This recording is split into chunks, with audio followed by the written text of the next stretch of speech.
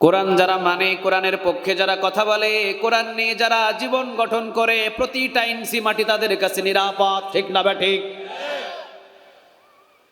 বিশ্বনবী বলেন, মা আপনি আমাকে বোঝাগুলো আমার কাঁধে উঠিয়ে দেন, সকল বোঝাগুলো আমার কাঁধে দেন, আমি নিরাপদে আপনার স্থানে পৌঁছাইয়া দিব। বৃদ্ধা মহিলা বলে, বাবা টাকা পয়সা তো কিছু নাই। কয়, টাকা গ্রহণ করি না আমি, তবে বিনা পয়সায় কাজ করে দিই। সুবহানাল্লাহ বলবেন না? বৃদ্ধা মহিলা বোঝাগুলো দিয়ে রসুলের কাঁধের উপরে দিয়ে বৃদ্ধা মহিলা সামনে গেলেন, বৃদ্ধা মহিলার পিছে পিছে নবী গেলেন দূর এলাকায়। বৃদ্ধা মহিলা বললেন, বাবা মক্কা থেকে অনেক দূরে চলে এসেছি, এই জায়গায় বসবাস করব, এখানেই বোঝাইগুলো রাখো। নবী বোঝাগুলো রেখে মক্কার দিকে রওনা দিলেন। পিছন থেকে বৃদ্ধা মহিলা ডাক দিয়ে বললেন, বাবা তুমি কে? পরিচয়টা দিয়ে যাও, অন্তত পরিচয়টা তোমার জানা আমার খুব জরুরি, খুব প্রয়োজন। বড্ড ভালো লেগেছে তোমারে। নবী বললেন, মা কিছুক্ষণ আগে যে মোহাম্মদকে গালি দিয়েছেন আমি সেই মোহাম্মদ।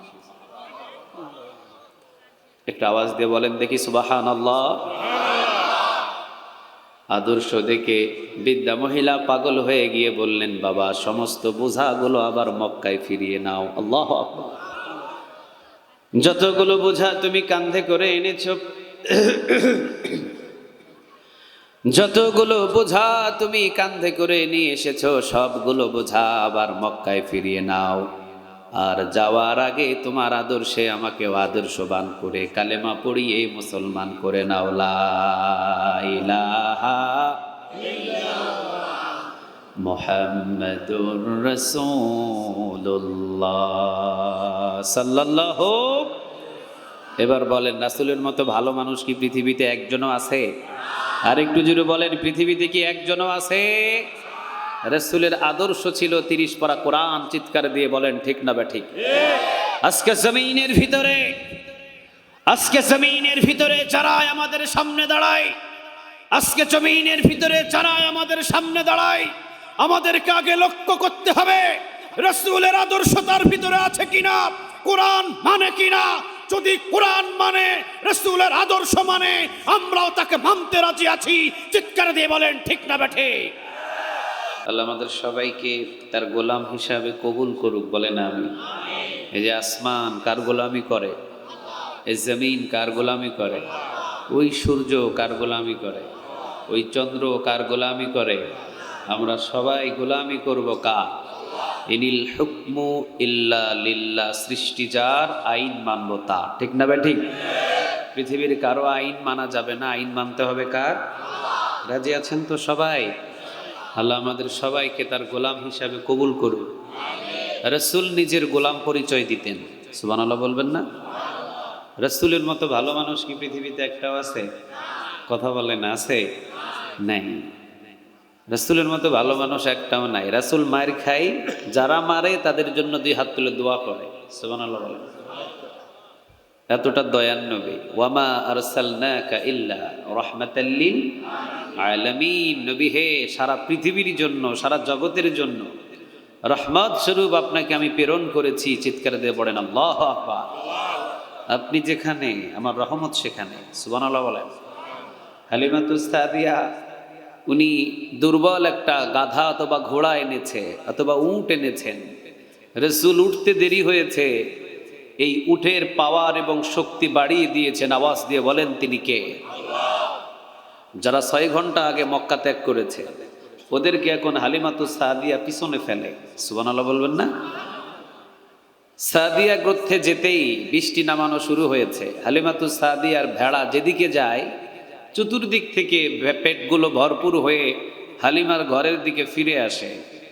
সবাই চিন্তা করলো, হালিমাতুস সাদিয়ার ভেড়া যেই দিকে নিয়ে যায় আমরাও ওই দিকে নিয়ে যাব। কিন্তু আসল রহমতের খবর তো কেউ জানে না। রহমত দান করেন তিনি কে? হালিমাতুস সাদিয়ার ভেড়াগুলো মাঠে ঘোরাফেরা করলেও পেট ভরপুর হয়ে যায়। সুবহানাল্লাহ বলেন। রাসূলের মতো দয়ালু পৃথিবীতে একজনও নাই। রাসূলকে যারা কষ্ট দিয়েছেন, রাসূল তাদের জন্য 2 হাত তুলে দোয়া করেছেন। সুবহানাল্লাহ বলেন। এক বৃদ্ধা মহিলা রাসূলের ভয়ে তিনি মক্কা ছেড়ে দূর এলাকায় বসবাস করার জন্য রওনা দিয়েছে। যেখানে বাঘের ভয়, সেখানে কি হয়? কথা বলে না, কি হয়? রসুলের ভয়ে বৃদ্ধা মহিলা মক্কা ছাড়ছেন আর রসুলের সাথেই দেখা হয়ে গেছে। সুবহানাল্লাহ বলে। নবী বলে, মা কোথায় যান, কোন এলাকায় রওনা দিয়েছেন? বৃদ্ধা মহিলা বলে, বাবা আমি এই মক্কা ছেড়ে দূর এলাকায় বসবাস করব, কেননা মক্কার ভিতরে বসবাস করতে চায় না। মক্কার ভিতরে নতুন একটা পাগলের আগমন হয়েছে। নাউজুবিল্লাহ বলে। ওই যে আবু জেহেল, আবু লাহাব, উদবা, শাইবা, মুগীরা রসুলের এই কোরআনের দাওয়াত দেওয়াতে রসুল বলেছেন, ইনিল হুকমু ইল্লা লিল্লাহ, সৃষ্টি যার, আইন কোন আবু জেহেল, আবু লাহাব, উদবা, শাইবা, মুগীরার আইন মক্কার জমিনে চলবে না। সৃষ্টি যার আইন চলবে তার। চিৎকার দিয়ে বলেন ঠিক না ঠিক? এই কথা বলাই রসুলকে ওই ক্ষমতার মসনদ থেকে পাগল বলেছে, রসুলকে জাদুকর বলেছে, রসুলকে পাগল মোহাম্মদ বলেছেন, গালি দিয়েছেন। আজও পৃথিবীর বুকের ভিতরে যারাই বলে সৃষ্টি যার, আইন চলবে তার, তাদেরকেও এক একটা ট্যাগ লাগিয়ে গালি দেওয়া হয়। চিৎকারে দিয়ে বলেন ঠিক না ঠিক? আপনাদের নোয়াখালী তো হয়, কথা বলে না, নোয়াখালী তো হয়। তো রসুলকে তারা মজনুন, পাগল, জাদুকর এ বলে গালি দিয়েছে। বৃদ্ধা মহিলা বলে বাবা মক্কা ছেড়ে দূর এলাকায় বসবাস করতে চায়, কেননা মক্কার ভিতরে বসবাস করতে চায় না। মক্কার ভিতরে একজন জাদুকর এসেছে, যেই জাদুকরের নাম হলো মুহাম্মদ। নাউজুবিল্লাহ বলেন। মুহাম্মদ, ও যারে দেখে তারই জাদু করে, ও যারে দেখে তার বাপ এবং দাদার ধর্মগুলো ভুলিয়ে দিয়ে নিজের ধর্মের দিকে নিয়ে আসে। বিশ্বনবী জীবনে কোনোদিন জাদু করে নিজের ধর্মের দিকে নিয়ে আসেন নাই। বিশ্বনবীর সততা দেখে এবং কোরআনের আকর্ষণে সকল মানুষদেরকে কোরআনের পথে নিয়ে এসেছেন। তিনি কে? আরো জোরে একটু আওয়াজ দিয়ে বলেন তো, তিনি কে?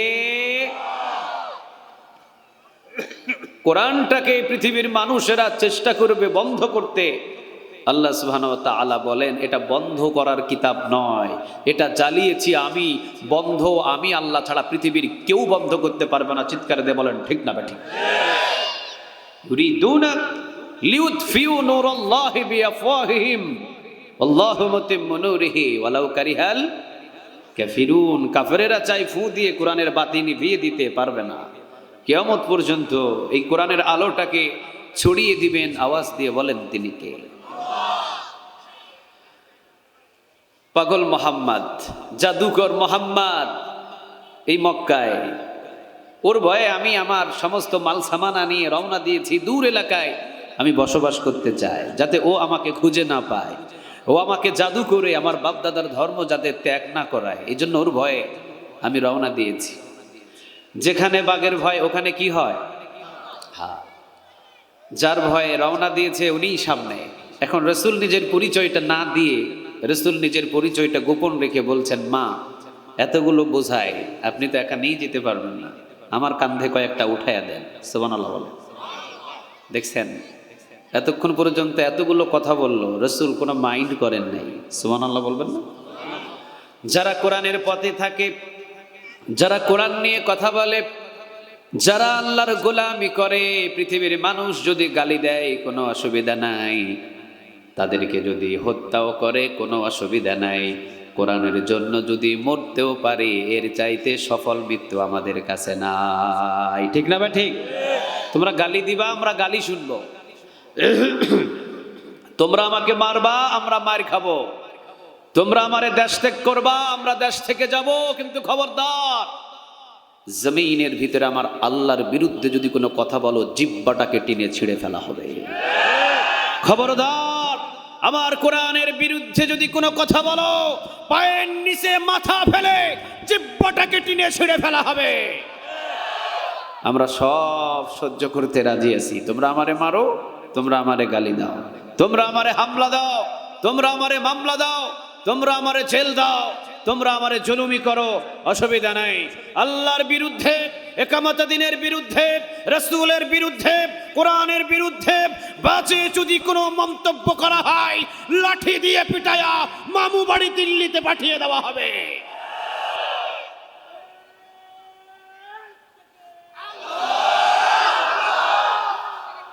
সাউন্ড ক্লিয়ার হচ্ছে না, ব্যাট ব্যাট ব্যাট ব্যাট করতেছে, ধপ ধপ ধপ ধপ করে সাউন্ড, সাউন্ড তো ক্লিয়ার না, স্ট্রংলি সাউন্ড দাও না।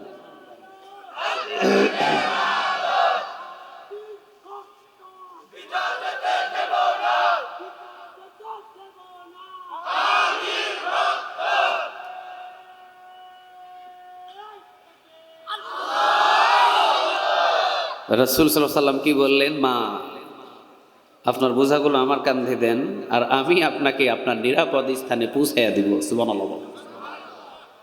বৃদ্ধা মহিলা বলে, বাবা, আমার কাছে তো কোনো কানাকড়ি কিছু নেই, কোনো দিরহাম নাই, কোনো টাকা নাই, কোনো পয়সা নাই। রাসূল বলে, মা, আমি কাজ করি কিন্তু বিনিময়ে পয়সা গ্রহণ করি না। সুবহানাল্লাহ বলবেন না? বৃদ্ধা মহিলা বলে, বাবা, তুমি কে? তোমারে তো আমি চিনি না, তবে এই মক্কার ভিতরে এত ভালো মানুষ আছে এটা আমার জানা ছিল না। সুবহানাল্লাহ বল। কোরআন যারা মানে, কোরআন যারা পড়ে, কোরআনের পক্ষে যারা থাকে, তারাই হলো পৃথিবীর শ্রেষ্ঠ সন্তান। ঠিক না বেটি? এটা তো আমার কথা নয়, এই কথাটা কার? আরেক জোরে বলে, আওয়াজ দিয়ে বলতে হবে, কথাটা কার? কোরআন যারা মানে, কোরআনের পক্ষে যারা কথা বলে, কোরআন নিয়ে যারা জীবন গঠন করে, প্রতিটা ইঞ্চি মাটি তাদের কাছে নিরাপদ। ঠিক না বেঠিক? বিশ্বনবী বলেন, মা, আপনি আমাকে বোঝাগুলো আমার কাঁধে উঠিয়ে দেন, সকল বোঝাগুলো আমার কাঁধে দেন, আমি নিরাপদে আপনার স্থানে পৌঁছাইয়া দিব। বৃদ্ধা মহিলা বলে, বাবা, টাকা পয়সা তো কিছু নাই। কয়, টাকা গ্রহণ করি না আমি, তবে বিনা পয়সায় কাজ করে দিই। সুবহানাল্লাহ বলবেন না? বৃদ্ধা মহিলা বোঝাগুলো দিয়ে রসুলের কাঁধের উপরে দিয়ে বৃদ্ধা মহিলা সামনে গেলেন, বৃদ্ধা মহিলার পিছে পিছে নবী গেলেন দূর এলাকায়। বৃদ্ধা মহিলা বললেন, বাবা, মক্কা থেকে অনেক দূরে চলে এসেছি, এই জায়গায় বসবাস করব, এখানেই বোঝাইগুলো রাখো। নবী বোঝাগুলো রেখে মক্কার দিকে রওনা দিলেন। পিছন থেকে বৃদ্ধা মহিলা ডাক দিয়ে বললেন, বাবা, তুমি কে?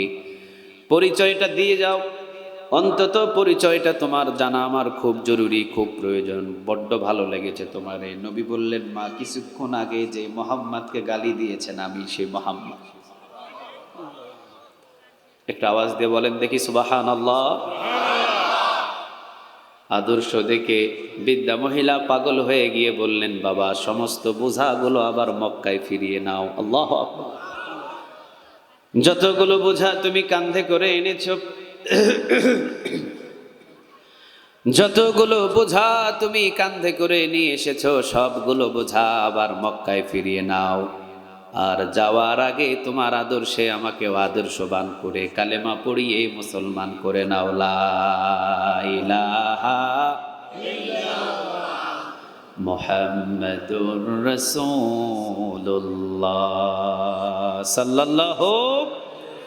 এবার বলেন, রাসূলের মতো ভালো মানুষ কি পৃথিবীতে একজনও আছে? আর একটু জোরে বলেন, পৃথিবীতে কি একজনও আছে? রাসূলের আদর্শ ছিল 30 পারা কোরআন। চিৎকার দিয়ে বলেন ঠিক না বেঠিক? আজকে জমিনের ভিতরে যারা আমাদের সামনে দাঁড়ায়, আজকে জমিনের ভিতরে যারা আমাদের সামনে দাঁড়ায়, আমাদেরকে আগে লক্ষ্য করতে হবে রাসূলের আদর্শ তার ভিতরে আছে কিনা, কোরআন মানে কিনা। যদি কোরআন মানে, রাসূলের আদর্শ মানে, আমরাও তাকে মানতে রাজি আছি। চিৎকার দিয়ে বলেন ঠিক না বেঠিক? রাসূলের আদর্শ যদি না থাকে, তাদের সাথে আমাদের কোনো সম্পর্ক, আর একটু জুড়ে বলতে হবে, তাদের সাথে আমাদের কোনো সম্পর্ক। আল্লাহ আমাদের সবাইকে কিছু কথা বোঝার তৌফিক দান করুক, বলেন আমিন। আর একটু জুড়ে বলেন আমিন। প্রিয় নোয়াখালীবাসী, এই রকম রাসূল নিজের গোলাম বলে পরিচয় দিতেন একজনের কাছে। তিনি কে? তিনি বলতেন, আল্লাহুম্মা ইন্নী আবদুক, ও আল্লাহ, আমি আপনার গোলাম। ওয়াবনু আবদিক, বান্দার ঘরের গোলাম। ওয়াবনু আমাতিক, বান্দির ঘরের গোলাম। নাসিয়াতি বিয়াদিক, আমার চুলের মুঠি আল্লাহ আপনার হাতের মুঠোয়, আপনি যেই দিকে টানবেন এই মুহাম্মদ ওই দিকে যাবে। আমি গোলাম আর আমার মালিক একজন। আওয়াজ দিয়ে বলেন তিনি কে? আচ্ছা, আমাদের মালিক কয়জন? কে তিনি? নোয়াখালীবাসী এসে আল্লাহর নামে 3টা তাকবীর দিয়ে সরাসরি আমরা আলোচনায় ঢুকে যাব। আর তাকবীর কি নোয়াখালীর মতো আওয়াজ দিয়ে দেওয়া যাবে? আর একটু জোরে বলেন না, দেওয়া যাবে? এক সময় নোয়াখালীতে মাহফিল করতে এসেছি, কিন্তু আগের নিষেধ থাকতো তাকবীর দেওয়া যাবে না। তাকবীর হয় কার নামে? আর একটু জোরে বলতে হবে কার? যারা তাকবীরের বিরুদ্ধে কথা বলে, যারা আল্লাহর ধ্বনির বিরুদ্ধে কথা বলে, যারা আল্লাহু আকবারের বিরুদ্ধে কথা বলে, তারা জীবনে কখনো মুসলমান নয়, তারা রাম আর বামদের দালাল। জমিনে আছি যতদিন আল্লাহর নামে তাকবীর থাকবে ততদিন, ঠিক না বে ঠিক? আমার জন্মই হয়েছে আল্লাহু আকবারের ধ্বনি দিয়ে, কথা বলেন না কেন? যেদিন আমি জন্ম নিয়েছি এক কানে কি আজান, আরেক কানে কি আজান শুরু হয় কি দিয়া, আরে কেমন শুরু হয় কি দিয়া? এক কানে আজান, এক কানে একামত দিয়ে আমাকে বুঝিয়ে দেওয়া হয়েছে যে তোমার জীবন শুরু হলো আল্লাহু আকবার দিয়ে, ঠিক না বে ঠিক? আবার যেই দিন আমি দুনিয়া থেকে বিদায় হয়ে যাব, ওই দিন ইমাম সাহেব প্রতিনিয়ত আমাকে পিছনে রেখে নামাজ আদায় করেছেন, কিন্তু জানাজার নামাজটা ইমাম সাহেবেরও সামনে লাশ রাখা লাগে, ঠিক না বে ঠিক? কোনোদিন কল্পনা করছেন ইমাম সাহেবের সামনে আপনার লাশ রাখবে? সারা জীবন ইমামের পিছনে ইক্তাদা করেছেন, আজকে ইমাম আপনাকে সামনে রেখে ইমাম কার নামে তাকবীর দেয়? আর একটু জোরে আওয়াজ দিয়ে বলেন কার? তাহলে জীবন শুরু হয়েছিল আল্লাহু আকবার দিয়ে, আমার জীবন শেষ হয়ে গেল আল্লাহু আকবার দিয়ে। অতএব বোঝা যায় আমাকে বুঝিয়ে দেওয়া হয়েছে তোমার জীবন শুরু হয়েছে আল্লাহু আকবার দিয়ে, তোমার জীবন শেষ হলো আল্লাহু আকবার দিয়ে। জমিনের ভিতরে যতদিন বেঁচে থাকবা ততদিন আল্লাহু আকবারের পক্ষেই লড়াই করে যাবা। যারা আল্লাহু আকবারের বিরুদ্ধে কথা বলবে তাদের সাথে তোমাদের কোনো সম্পর্ক নাই। তুমি কবুল করো। আর একটু জুড়ে বলেন আমিন। তাহলে নোয়াখালীর মানুষ, আমি জানি নোয়াখালীর মাটি কোরআনের ঘাঁটি, কথা বলেন না কেন? নোয়াখালীর মাটি সব জায়গায়, আমি বেশ কিছু জায়গায় বলেছি, সব জায়গায় নাস্তিক জন্ম নিলেও নোয়াখালীর মাটিতে নাস্তিক জন্ম নেওয়ার কোনো সুযোগ নাই। সব এলাকায় কোরআনের বিরুদ্ধে কথা বলে, বুক ফুলায়া ঘুরতে পারলেও নোয়াখালীর মাটিতে আমার কোরআনের বিরুদ্ধে কথা বলে বুক ফুলায়া ঘোরার কোনো সুযোগ নাই। সব এলাকায় আমার আজানের বিরুদ্ধে কথা বলে বড় চেয়ার দখল করতে পারলেও নোয়াখালীতে আজানের বিরুদ্ধে কথা বলে চেয়ার দখল করা তো দূরের কথা, মসজিদের ঝাড়ু ধরারও কোনো সুযোগ নাই। এই জন্য আমি ওই নাস্তিকদেরকে বলি, এই জন্য আমি ওই ঢাকা শহরের নাস্তিকদেরকে বলি, ওই তসলিমা নাসরিন, ওই আসাদ নূর, ওই শাহরিয়ার কবির, মুরগি কবির, আমি বলি ঢাকা টকশোর ভিতরে আল্লাহর বিরুদ্ধে কথা বলো, ইকামতে দ্বীনের বিরুদ্ধে কথা বলো, ইসলামের বিরুদ্ধে কথা বলো, পুলিশ পাহারা দিয়ে, র‍্যাব পাহারা দিয়ে, সেনাবাহিনী পাহারা দিয়ে, টিভি টকশোর ভিতরে বুকের যদি পাটা থাকে নোয়াখালীর ভূমিতে এসে কথা বলো, পেটের চামড়া নিয়ে ঢাকা যেতে পারবা না। এটা সেই নোয়াখালীর ভূমি, ঘরে ঘরে কোরআনের কর্মী, ঠিক না বেঠিক? আমি কি ভুল বলছি? নোয়াখালীর মানুষ বাংলাদেশের আনাচে কানাচে গিয়ে গিয়ে তারা কোরআনের দাওয়াত দিয়েছে, ঠিক না বেঠিক? আজ নোয়াখালীর আলেম ওলামা অসংখ্য জায়গায় ছড়িয়ে আছে। এই নোয়াখালীকে বলা হয় বাংলাদেশের ভিতরে দ্বিতীয় সৌদি আরব। আলহামদুলিল্লাহ বলে। আল্লাহ এই নোয়াখালীকে কোরআনের নোয়াখালী হিসাবে কবুল করুন। আর একটু জুড়ে বলেন আমিন। কোরআনের মাটি নোয়াখালী, নোয়াখালীর মাটি কোরআনের ঘাঁটি। আমার তো বিশ্বাস বাংলার জমিনের কোনো একটা জেলায় যদি সর্বপ্রথম কালিমার পতাকা উড়ে যায়, নোয়াখালীর ভূমিতে সর্বপ্রথম কালিমার পতাকা উড়ে যাবে। এটাকে ধরে ঠেকানোর মতো পৃথিবীর কারো ক্ষমতা নেই। কোরআন আমাদের সবার, কথা বলেন না কেন? আমার বিএনপি ভাই বলেন, আওয়ামী লীগ ভাই বলেন, জামাত ইসলাম বলেন, জাতীয় পার্টি বলেন, আর যত দল আছে সকলের একটা গ্রন্থ, গ্রন্থটার নাম কি? আরেকটু জোরে বলেন, গ্রন্থটার নাম কি? কোরআন। কোরআন আমাদের সবার, অতএব কোরআনের সাথে আমাদের কারো কোনো দলাদলি থাকবে না। সর্বদলীয় মানুষের একটা গ্রন্থ আছে, গ্রন্থটার নাম কি? আল কোরআন। সেই কোরআন থেকে আজকে আমরা সরাসরি কথা শুনবো ইনশাআল্লাহ। চলেন নোয়াখালীর মানুষ 3টা তাকবীর দেন দেখি, লিল্লাহে তাকবীর। নোয়াখালীর মতো আওয়াজ দিতে হবে, লিল্লাহে তাকবীর। নারে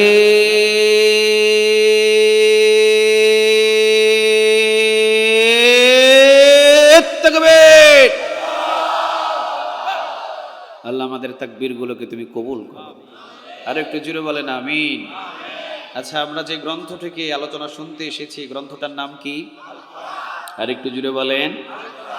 রাসূল বলেছেন, মান জাআলাল কুরআনা আমামাহু কাদাহু ইলাল জান্নাহ। যে ব্যক্তি কোরআনটাকে নেতা হিসাবে মেনে নেবে, যে ব্যক্তি কোরআনটাকে অভিভাবক হিসাবে মেনে নেবে, কোরআন তাকে ডানেও নেবে না বামেও নেবে না, কোরআন তাকে সোজা আল্লাহর জান্নাতে নিয়ে যাবে। সুবহানাল্লাহ বলতে পারলেন না? আপনি নেতাকে মানেন, ওই নেতা আপনাকে জান্নাতে নিয়ে যাবে, কোনো গ্যারান্টি আছে? কথা বলে না, কোনো গ্যারান্টি আছে? কিন্তু রাসূল কি বললেন? মান জাআলাল কুরআনা আমামাহু কাদাহু ইলাল জান্নাহ। যে ব্যক্তি কোরআনটাকে নেতা হিসাবে মেনে নেবে, যে ব্যক্তি কোরআনটাকে অভিভাবক হিসাবে মেনে নেবে, কোরআন তাকে স্ট্রেট ফরওয়ার্ড সোজা আল্লাহর জান্নাতে নিয়ে চলে যাবে। চিৎকারে দিয়ে বলেন আল্লাহ। অতএব কোরআন ছাড়া চলাফেরা মুসলমান কোনোদিন করতে পারে? কোরআন আছে যেদিকে আমরা আছি, কোরআন নাই যেদিকে আমরা নাই। সোজা কথা, কোরআন আছে যেদিকে, কোরআন নাই যেদিকে। এই কথার সাথে কি আপনারা একমত? আর একটু জুড়ে বলেন না একমত? আমাদের মানুষের কিছু ভুল ধারণা আছে, কোরআন শুধু তাফসির মাহফিলে থাকবে। আরো কিছু মানুষের ধারণা হলো কোরআন শুধু হাফিজিয়া মাদ্রাসায় তেলাওয়াত করা হবে। আরো কিছু মানুষের ধারণা হলো মানুষ মরলে তার পাশে 10 জন হাফিজ দিয়ে কোরআন তেলাওয়াত করা হবে, এই জন্যই কোরআন নাজিল করা হয়েছে। কিন্তু রাসূল বলছেন না, কোরআন নাজিলই করা হয়েছে রাষ্ট্রকে পরিচালনা করার জন্য। চিৎকার দিয়ে বলেন ঠিক না বেঠিক? এটা আমার কথা নয়, কথাটা কার? তাহলে কথা একমত। রাসূল যেহেতু কোরআন দিয়ে রাষ্ট্র পরিচালনা করেছেন, আবু বকর যেহেতু কোরআন দিয়ে রাষ্ট্র পরিচালনা করেছেন, ওমর যেহেতু কোরআন দিয়ে রাষ্ট্র পরিচালনা করেছেন, ওসমান যেহেতু কোরআন দিয়ে রাষ্ট্র পরিচালনা করেছেন, অতএব বাংলার জমিনে 98% মুসলমান জাগতে হবে। কোরআন শুধু মসজিদে নয়, কোরআন শুধু মাদ্রাসায় নয়, কোরআন শুধু মৃত মানুষের মধ্যে তেলাওয়াতে নয়, কোরআন শুধু রমজানে খতম তারাবিতে নয়, কোরআন শুধু মাহফিলে নয়, আগামীর দিনে কোরআনটাকে পার্লামেন্টে নিয়ে যেতে হবে। ঠিক না বেঠে? অবশ্যই এর ভিতরে কোনো সন্দেহ। এতে যারা ক্ষমতায় আসুক আমার কোনো আপত্তি নাই। বিএনপি ভাইয়েরা আসুক, আওয়ামী লীগ যদি আবার আসুক, জামাত ভাইয়েরা আসুক, চরমনাই ভাইয়েরা আসুক, যে দল ক্ষমতায় আসুক, আমাদের একটা আবদার, আপনারা আল্লাহর কোরআন দিয়ে রাষ্ট্র পরিচালনা করুন। এই আবদারটা কি আমার ভুল? কথা বলেন, আবদারটা কি আমাদের ভুল? কোরআন দিয়ে যতদিন রাষ্ট্র পরিচালনা না হবে ততদিন চোর থাকবে, ডাকাত থাকবে, বাটপার থাকবে, ছিনতাইকারী থাকবে, জেনাখুর থাকবে। যেদিন কোরআন দিয়ে রাষ্ট্র পরিচালনা হবে সমস্ত গাঁজাখোর, মদখোর, ইয়াবাখোর নামাজি হতে বাধ্য হবে। ঠিক না? কোনো সন্দেহ আছে? কথা বলেন না কেন? কোনো সন্দেহ আছে? মারের উপরে কি কোনো ওষুধ আছে? কথা তো বলে না। মারের উপরে কোনো ওষুধ আছে? কিছুদিন আগে আমাদের বাংলাদেশের ভিতরে আমি এক জেলায় মাহফিল করতে গিয়েছি, 50তম মাহফিল। আপনাদের এটা কততম? হ্যাঁ, লেখা নেই তো। 25তম। 2000 সাল থেকে, মাশাআল্লাহ, 2000 সাল থেকে শুরু হলে 25তম মাহফিল। আচ্ছা, 25তম মাহফিল হওয়ার পরেও আপনাদের মসজিদ কি আজ পর্যন্ত মুসল্লি ভরপুর হয়েছে? কথা বলেন না, ভরপুর হয়েছে? এক এলাকায় মাহফিল করতে গেলাম, 151তম মাহফিল, 151তম মাহফিল।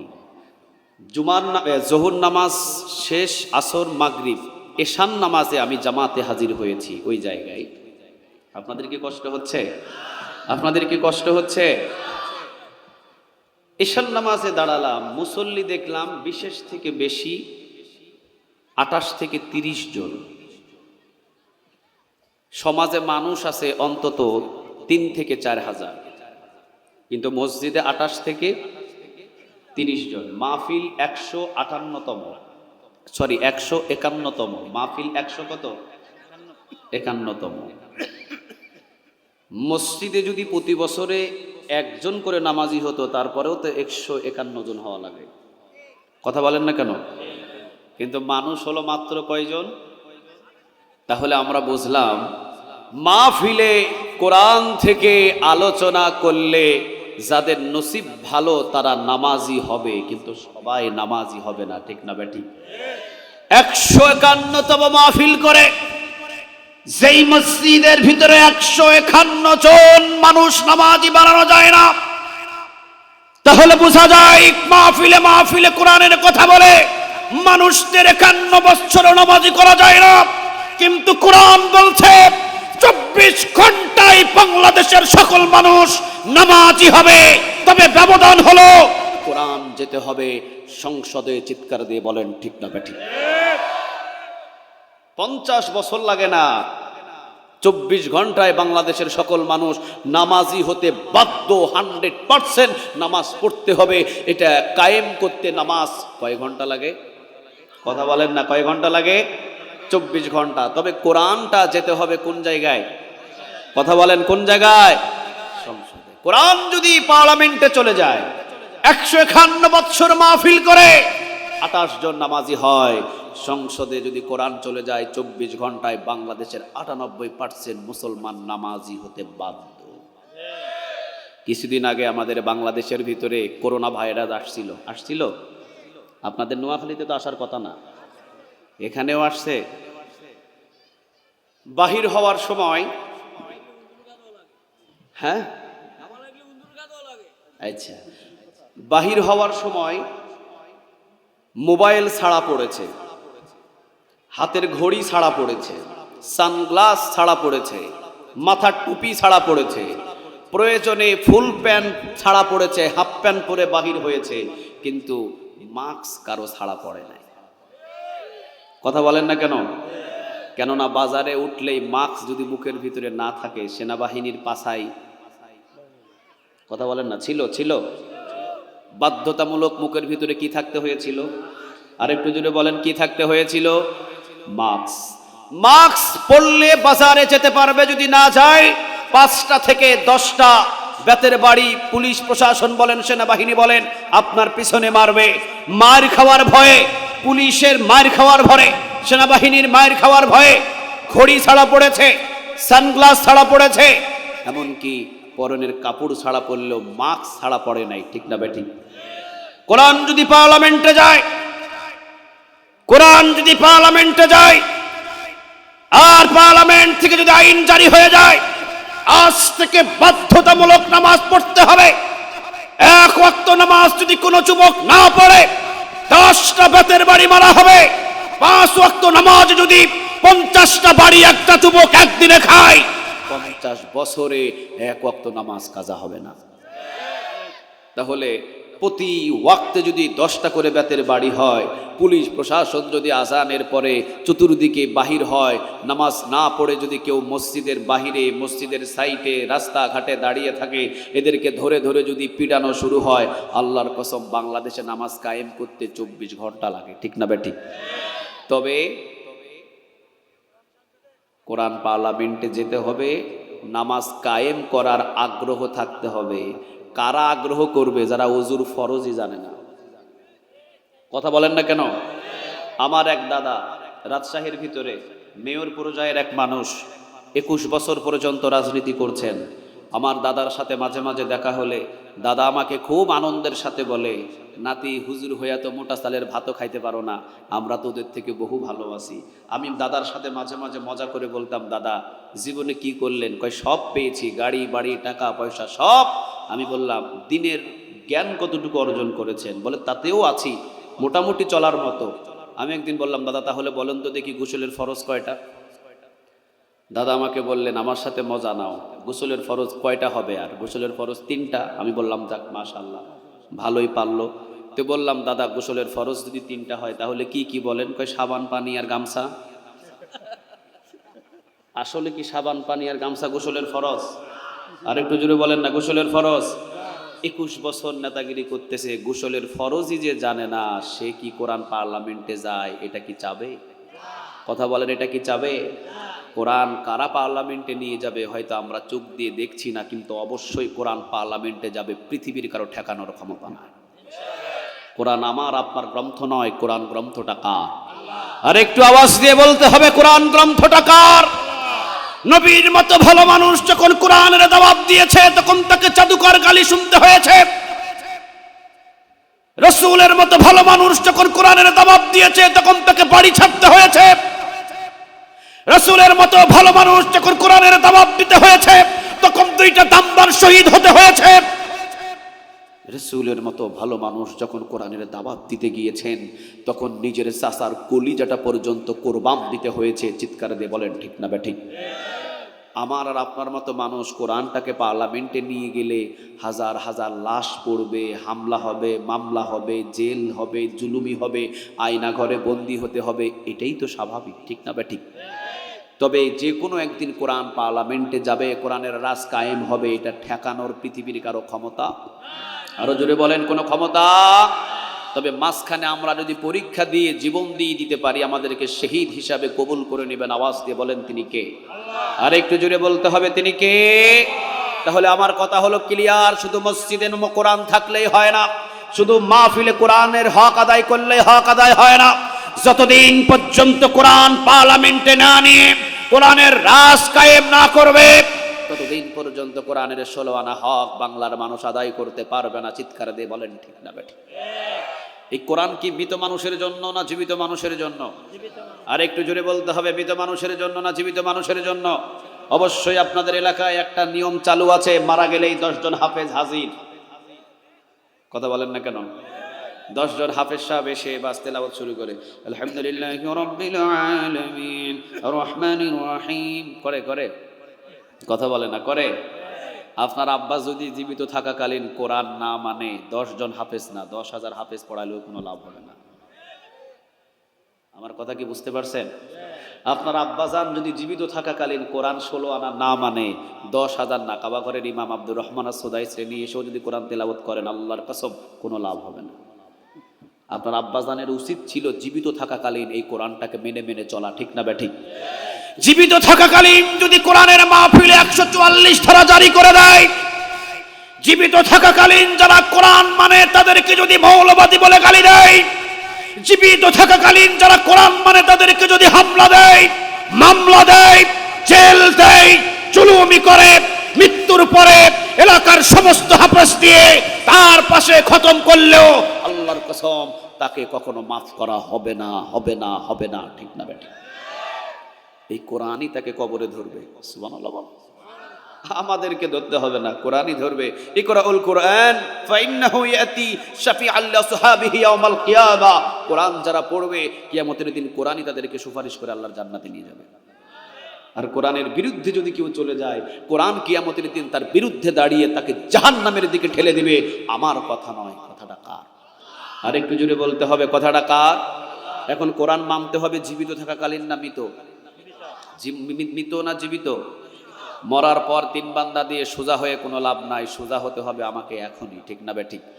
তাহলে কোরআন গ্রন্থটা শুধুমাত্র মাহফিলে মাদ্রাসায় নয়, যতদিন পর্যন্ত পার্লামেন্টে না যায় ততদিন পর্যন্ত কোরআনের পক্ষে আমরা থাকতে রাজি আছি না নাই? আর একটু জোরে বলতে হবে, আছি না নাই? রাসূল কোরআন দিয়ে রাষ্ট্র পরিচালনা করেছেন, এটাকে আপনারা বিশ্বাস করেন? আর একটু জোরে বলেন না, করেন? রাসূলের ইন্তেকালের পরে কে ক্ষমতায় বসেছিলেন? আবু বকর। আবু বকর সিদ্দিক রাদিয়াল্লাহু তাআলা আনহু কোন গ্রন্থ অনুযায়ী রাষ্ট্র পরিচালনা করেছেন? আর একটু জোরে বলেন, কোন গ্রন্থ অনুযায়ী রাষ্ট্র পরিচালনা করেছেন? আচ্ছা, আবু বকর সিদ্দিক রাদিয়াল্লাহু তাআলা আনহুর ভিতরে ইনসাফ ছিল বেশি না কম? আর একটু জোরে বলতে হবে, বেশি না কম? এই কোরআনের ভিতরে এমন একটা আয়াত আছে যে আল্লাহ সুবহানাহু ওয়া তাআলা রাসূলকে বলেছেন এবং রাসূল সাহাবীদেরকে বলেছেন, যদি এই একটি আয়াত নাজিল হতো আর কোনো আয়াত যদি নাজিল না হতো, একটা আয়াতের উপরে আমল যদি পৃথিবীর মানুষ করত, সকল মানুষ জান্নাতি হয়ে যেত। একটু সুবহানাল্লাহ আওয়াজ দিয়ে বলেন, আর একটু আওয়াজ দিয়ে পড়েন সুবহানাল্লাহ। সূরা আন-নাহল 90 নম্বর আয়াত। সূরাটার নাম কি? নাহাল অর্থ কি? মৌমাছি। বলেন নাহাল অর্থ কি? মৌমাছির নামে সূরা নাজিল করে দিলেন, আওয়াজ দিয়ে বলেন তিনি কে? মৌমাছির নামে সূরা নাজিল করে দিয়েই শুধু মানুষদেরকে ছেড়ে দেন নাই, আল্লাহ বলছেন মৌমাছির মতো যদি তোমাদের ভিতরে আদর্শ একবার চলে আসে, তোমরা সারা পৃথিবীর ভিতরে শক্তিশালী হয়ে থাকবে। চিৎকারে দিয়ে বলেন আল্লাহু আকবার। মৌমাছির ভিতরে গুণ আছে মূলত 5টা। জোরে বলেন কয়টা? 5টা গুণের ভিতরে শুধু একটা গুণ যদি অন্তত নিয়ে আসতে পারি আমরা, বাংলার জমিনের উপরে ওই হিন্দুস্থান থেকে হিন্দুদের দালালগুলো, ওই হিন্দুস্থান থেকে হিন্দুদের রয়ের দালালগুলো বাংলার জমিনে রক্ত চক্ষু দিয়ে তাকানোর মতো আর কোনোদিন সাহস পাবে না। সেটা হলো আমরা মৌমাছির মতো একত্রিত আজ পর্যন্ত মুসলমানেরা হতে পারি নাই। চিৎকারে দিয়ে বলেন ঠিক না বেঠিক? মৌমাছির একটা চাক থাকে, একটা চাকের ভিতরে 50 লক্ষ মৌমাছি বসবাস করে, কিন্তু 50 লক্ষ মৌমাছির একজন রানী থাকে। ওই রানী যদি বলে 50 লক্ষ মৌমাছিকে কোম্পানিগঞ্জ বসবাস করব না, চলো আমরা ফেনীতে যাই, 50 লক্ষ মৌমাছি সাথে সাথে ফেনীতে অংশগ্রহণ করবে। যদি রানী হুকুম করে সারা রাত ঘুমাবো না, 50 লক্ষ মৌমাছি সারা রাত ঘুমাবে না। যদি রানী হুকুম করে সারা রাত জেগে থাকো, 50 লক্ষ মৌমাছি সারা রাত জেগে থাকবে। বাংলার জমিনের ভিতরে একজন মুসলমান ওসমান হাদিকে হত্যা করা হয়েছে। আমরা যদি বাইতুল মুকাররমের ইমামকে রাজা হিসাবে অথবা নেতা হিসাবে মেনে নিতাম, আর যদি বাংলার জমিনের সকল মুসলমানের আমরা যদি বলতাম ঘরোয়া ভাবে যে আপনি যা বলেন আমরা সেটাই করতে রাজি আছি, উনি যদি বলতেন মাথায় কাফনের কাফন বাঁধো এবং বাংলার জমিনের ভিতরে ইসলাম বিদ্বেষী যারা আছে তাদেরকে ধরো এবং মারো, আমরা যদি বাংলাদেশের 98% মুসলমান এক বাইতুল মুকাররমের ইমামের কথা অনুযায়ী কাফনের কাফন বাঁধতাম, আল্লাহর কসম বাংলার জমিন থেকে হিন্দুস্তানের দালালরা বহু আগে পালাতে বাধ্য হয়ে যেত।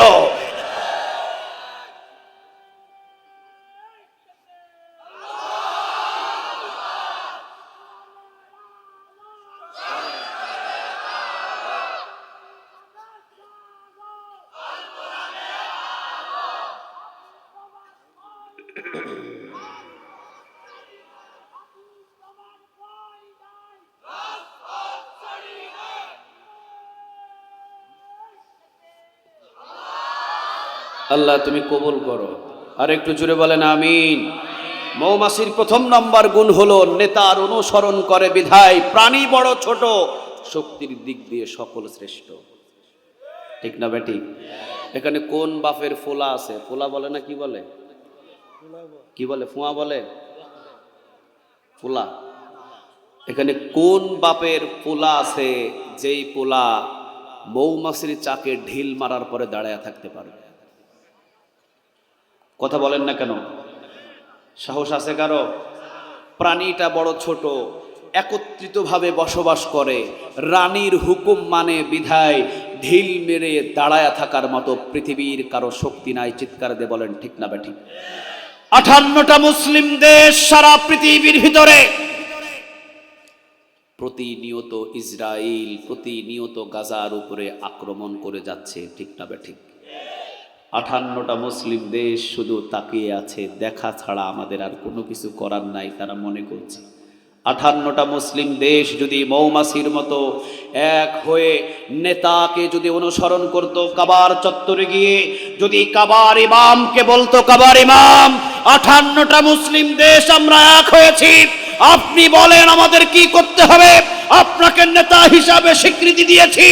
কাবার ইমাম যদি দাঁড়িয়ে শুধুমাত্র একটা খুতবাই বলে দিতেন ইসরাইল সাবধান হয়ে যাও, 58টা মুসলিম দেশ আমার সাথে আছে, আর একবার যদি গাজার উপরে আক্রমণ হয় মানচিত্র থেকে ইসরাইল নামটা মুছে যাবে। ব্যাস, এনাফ। ইসরায়েল 80 লক্ষ কাফের সংখ্যা গাজার উপরে আক্রমণ করার মতো আর কোনো সাহস পেত না। চিৎকার দিয়ে বলেন ঠিক না বেঠিক? প্রথম নম্বর হলো আমরা একত্ববাদ মৌমাছির মতো থাকা ভুলে গেছি, এই জন্য আমাদের মরে জায়গায় জায়গায় মরি, জায়গায় জায়গায় কোনো বিচার পায় না। ঠিক না বেঠিক? মৌমাছির মতো চরিত্র আমাদের নাই, আমাদের চরিত্র হয়ে গেছে টয়লেট মার্কা মাছির মতো। দেখবেন টয়লেট মার্কা একটা মাছি আছে, ও টয়লেটের ভিতরে যায় ভিন ভিন করে, কিন্তু সে একা একা চলতে ভালোবাসে। ঠিক না বেঠিক? টয়লেটে যাবে, একটু একটু পরে সে যাবে গরুর গোবরের উপরে, একটু যাবে দুর্গন্ধ জায়গা, একটু যাবে প্রস্রাবের উপরে, একটু যাবে ভাতের টেবিলে, এরপর যাবে মিষ্টি খাওয়ার জন্য মিষ্টির দোকানে, জায়গায় জায়গায় ভাতের টেবিলে ঝাড়ুনের বাড়িতে মরে, এরপরে মিষ্টির টেবিলে জুতার বাড়িতে মরে, গরুর গোবরের ওখানে টালির বাড়িতে মরে। কোনো বিচার? কথা বলেন না, কোনো বিচার?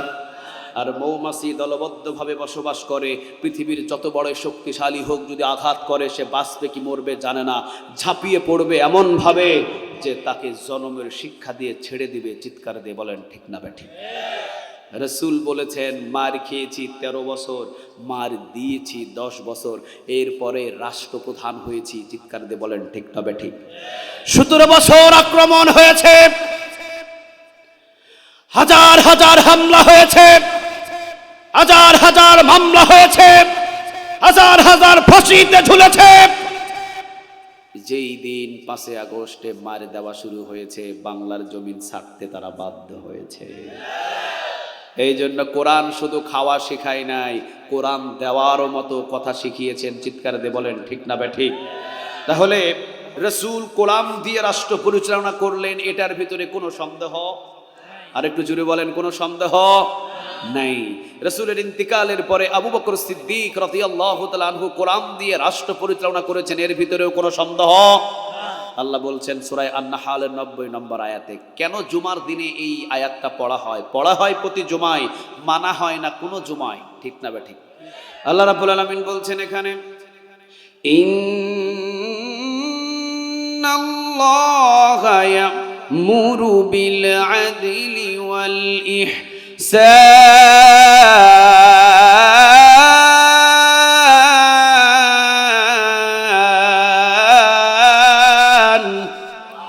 আল্লাহ রাব্বুল আলামিন বলছেন ইন্না মানে নিশ্চয়ই, আল্লাহ মানে আল্লাহ, ইয়া'মুরু মানে আল্লাহ আদেশ দিচ্ছেন, বিল আদল ইনসাফ ওয়ালা হয়ে যাও, ওয়াল ইহসান ইহসান ওয়ালা হয়ে যাও, ওয়া ইতাইদিল কুরবা আত্মীয় স্বজনদের হকগুলো দিয়ে দাও, ওয়া ইয়ানহা এবং নিষেধ করেছেন 3টা, আনিল ফাহশা অশ্লীলতা ছেড়ে দাও, ওয়াল মুনকার মন্দ কাজ ছেড়ে দাও, ওয়াল বাগয় জুলুম করা ছেড়ে দাও, ইয়াইজুকুম লাআল্লাকুম তাযাক্কারুন। 3টা ধরতে পারো আর যদি 3টা ছাড়তে পারো, কিয়ামতের ময়দানে ডান হাতে আমলনামা পাবে। শুধু এতটুকু নয়, পৃথিবীর ভিতরে শ্রেষ্ঠ সম্মানিত দান করে কিয়ামতের ময়দানে ডান হাতে আমলনামা দিয়ে জান্নাতে ঢুকাইয়া দিবেন তিনি কে?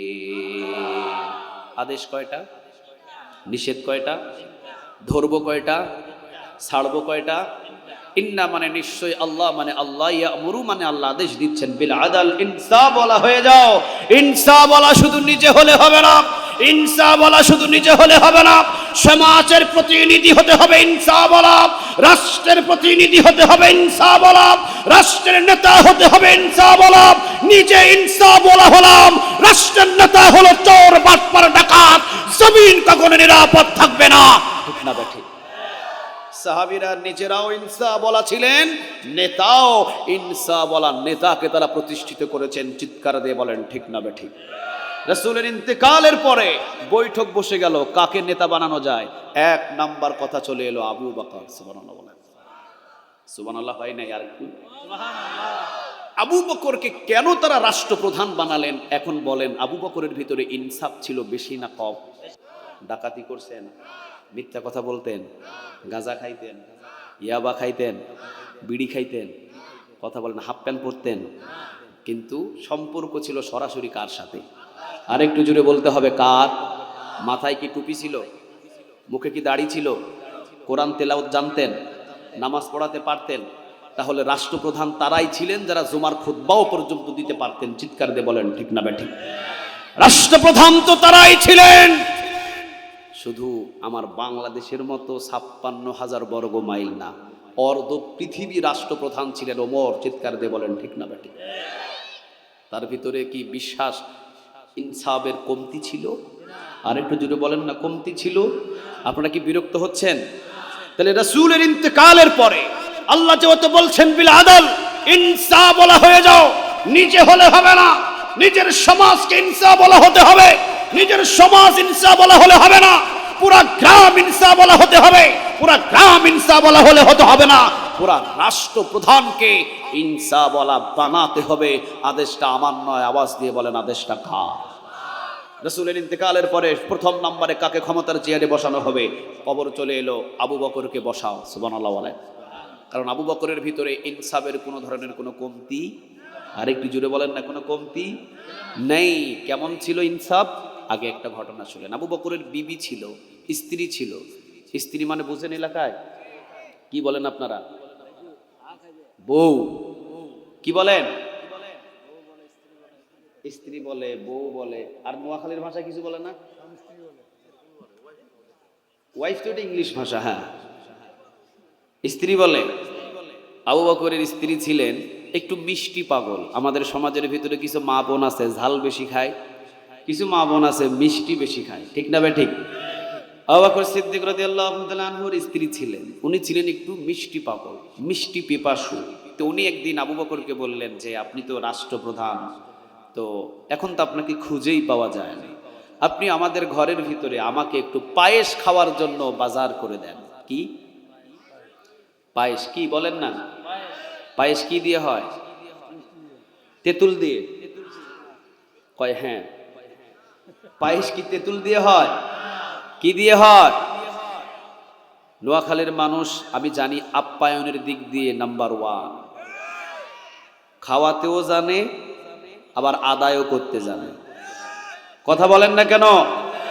সব দিক দিয়ে। হ্যাঁ, পায়েস করতে জানে না অনেকে।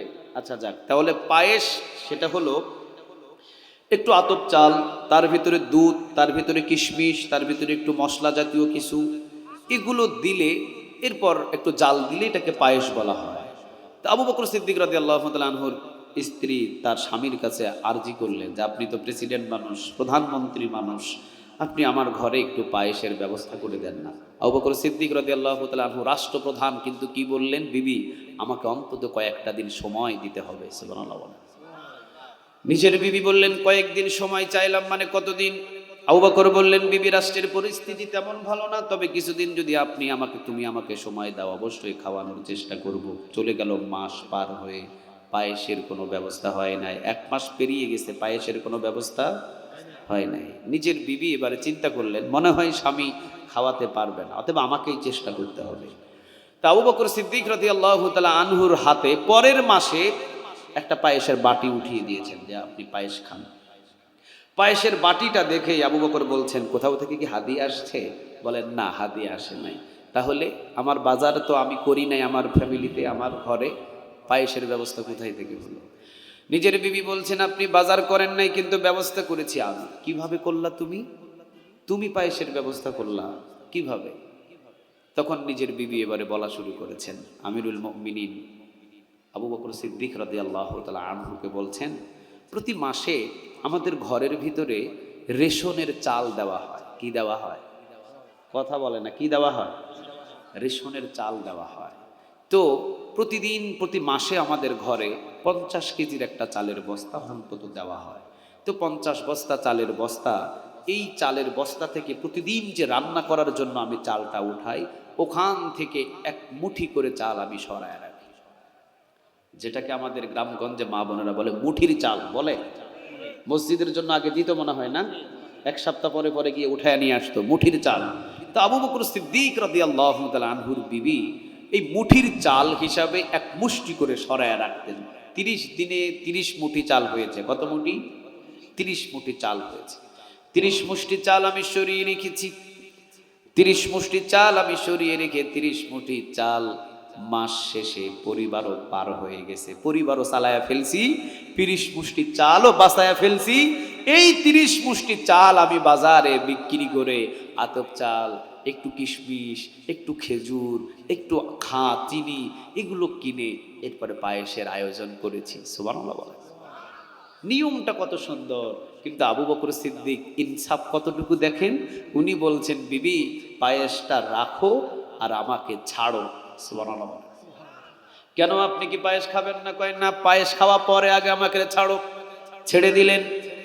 আবু বকর সিদ্দিক রাদিয়াল্লাহু তাআলা আনহু চলে গেলেন রাষ্ট্রীয় খাজানায়, যেখান থেকে রেশনের চাল বিতরণ করা হয়।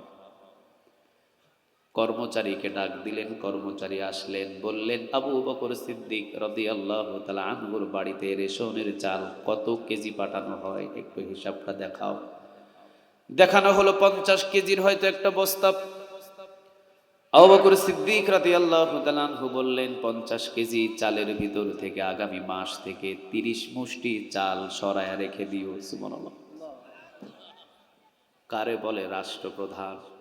এমন যদি রাষ্ট্রপ্রধান আমরা বাংলার জমিনে একজন পেয়ে যেতাম, আল্লাহর কসম পুরা বাংলার জমিনটা জান্নাতের বাগান হয়ে যেত। একটু আস্তে বলেন ঠিক। আমার কথা কি সত্য না মিথ্যা? বাংলাদেশ এগিয়ে যায় না কেন?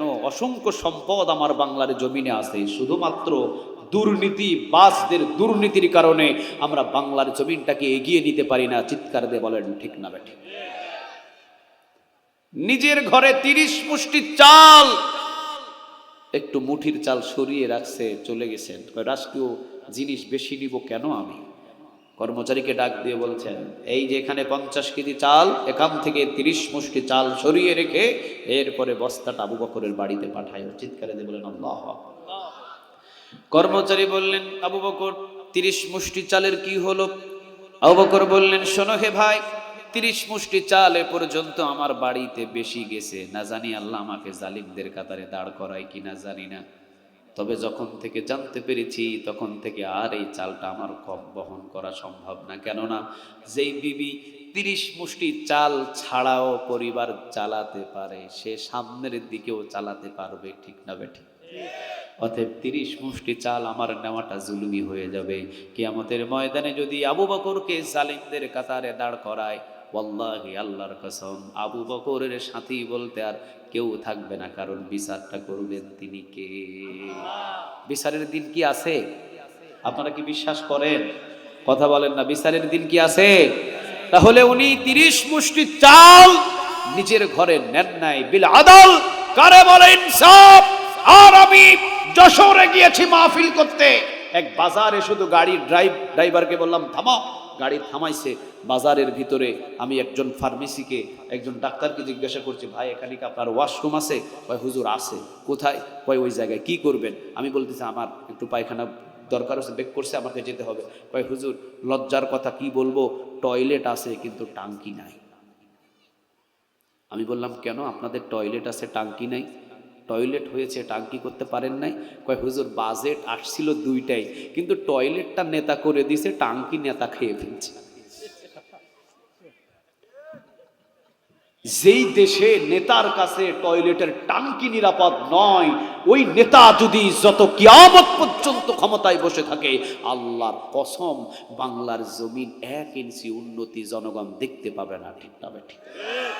আল্লাহ বলছেন বিলাদল ইনসাফ ওয়ালা নেতা প্রতিষ্ঠিত করো, ইনসাফ ওয়ালা নেতাকে ক্ষমতায় বসায় দাও, দেখো জমিনটা কত নিরাপদ হয়। সুবহানাল্লাহ বলে। এখন এই ওয়াজ করলে কয় বলে আমি রাজনীতি করতেছি, এই কথা বললে অনেকে বলে কি আমাকে, কয় হুজুর আপনি রাজনীতির ওয়াজ কেন করতেছেন? আরে কোরআন তো নাজিলই হয়েছে রাজনীতি করার জন্য, ঠিক না বেটি? তুমি রাজনীতি কি শেখাবো আমারে?